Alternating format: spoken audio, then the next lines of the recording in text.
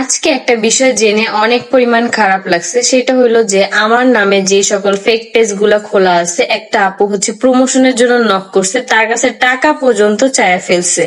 এখন আমি বলবো যে সকল আপুরা আমাকে দিয়ে প্রমোশনের কাজ করাবা, অবশ্যই আমার সাথে ফোনে বা ভিডিও কলে কথা বলে দেন তোমরা পেমেন্ট করবা, যাতে করে তোমাদের কোনো রকমের কোনো অসুবিধা না হয় আর তোমরা যাতে টাকা মার না খাও।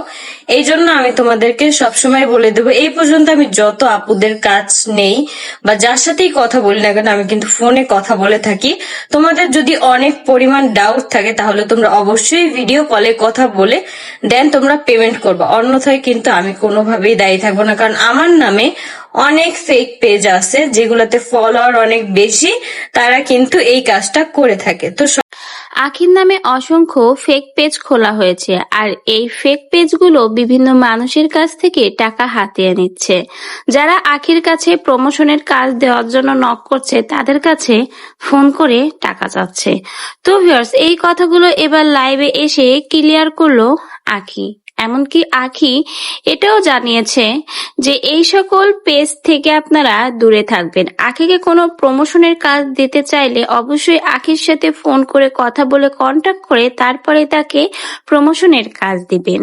অন্যথায় যদি কোনো কেউ আখির নাম নিয়ে টাকা হাতিয়ে নেয়, তার দায়ভার কখনোই আখি নিবে না।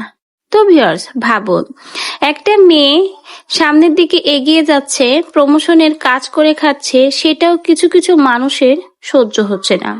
তার প্রমোশনের কাজগুলো থেকে তারাও টাকা হাতিয়ে নেওয়ার চেষ্টা করছে। ভাই, বলতে গেলে কারো ভালোই কেউ সহ্য করতে পারে না। এই যে আখি এখন প্রমোশনের কাজ করে নিজের সন্তানকে নিয়ে চলছে, ভালো আছে, এটাই যেন কিছু কিছু মানুষ সহ্য করতে পারছে না। এজন্য দেখুন, এই আখির পেটে লাথি দেওয়ার জন্য কত চেষ্টাই তারা করছে। তার নামে ফেক পেজ খুলে তার নাম নিয়ে মানুষের কাছ থেকে টাকা হাতিয়ে নিচ্ছে। মানুষ কতটা নীচ হলে এই কাজগুলো করতে পারে? কেন রে ভাই, অন্যের টাকার দিকে এত নজর কেন?